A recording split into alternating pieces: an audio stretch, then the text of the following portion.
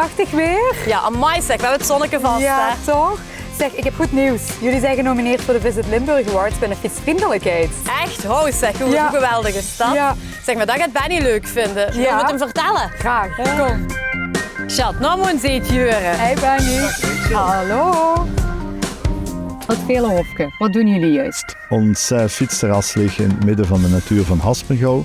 In de achtertuin van onze vakantiewoning. De ideale plek als fietser of wandelaar om tot rust te komen met een frisdrankje of een streekbiertje.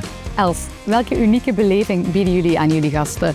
De fietser die kan hier zijn fiets opladen aan ons oplaadpunt. We hebben een hersteldienst en we hebben een EHBO-kit, zowel voor de fiets als de fietser.